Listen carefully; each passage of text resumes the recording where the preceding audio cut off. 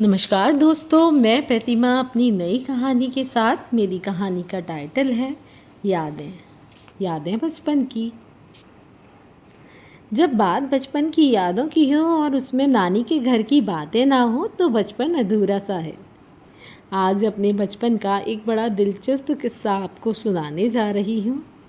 I hope आपको पसंद आएगा। अगर पसंद आता है तो please like and subscribe my channel. बात जब की है जब मैं शायद 10 या 11 साल की थी। मेरी नानी का घर एक छोटे से कस्बे में था। वहाँ का माहौल ही अलग था। खेत खलिहान आस पड़ोस। गर्मी की छुट्टियाँ होती ही नानी का घर याद आता था। छुट्टियाँ शुरू होने से पहले ही मम्मी के पीछे पड़ जाते थे कि नानी के घर जाना है, नानी के घर जाना है। गर्मियाँ की छुट्टियाँ शुरू हुई और मामा जी आ जाते थे और हम लोग नानी के घर होते थे।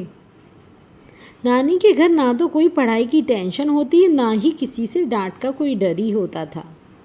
नानी के घर तो सिर्फ मस्ती, प्यार और बस प्यार ही होता था। शायद नानी का घर इसीलिए सबसे ज़्यादा अच्छा लगता था। जहाँ हमारी नानी रहती थी उस कस्बे में एक बहुत बड़ा तालाब था। गर्मियों के दिन में नानी रोज़ सुबह 5 बजे नहाने जाती थी, तो हम बच्चों का भी मन करता था कि हम भी नानी के साथ तालाब पर जाएं नहाने। क्योंकि तालाब काफ़ी बड़ा और गहरा था, तो मामा जी के खास इंस्ट्रक्शन होते थे कि कोई भी बच्चा तालाब पर तो बिल्कुल नहीं जाएगा। पर उस दिन हमारा बहुत मन था, तो नानी ने कहा ठीक है, अगर तुम लोग जल्दी उठ के तो मैं तुम्हें ले चलूँगी।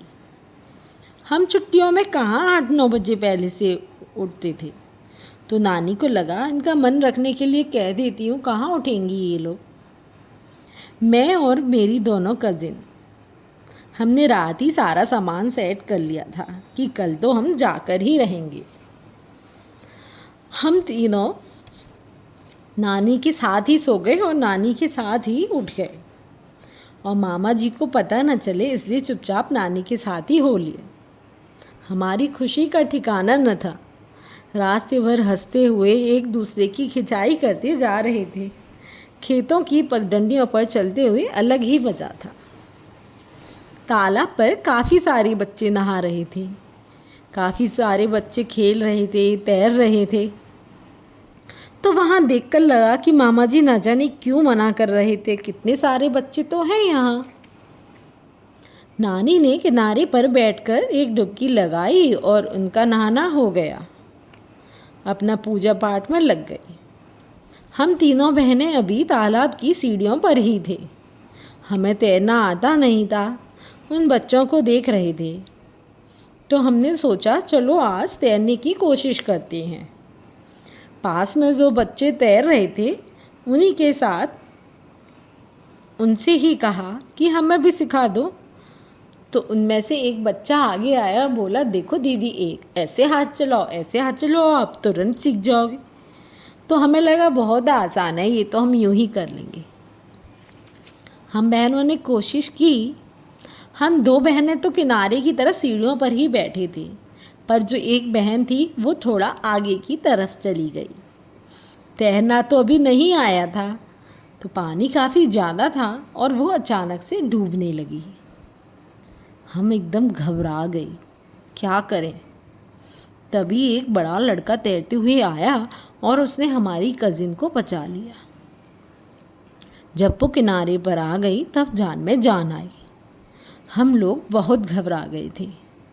जल्दी जल्दी चेंज किया। नानी इन सब बातों से बेखबर पास ही के मंदिर में पूजा कर रही थी।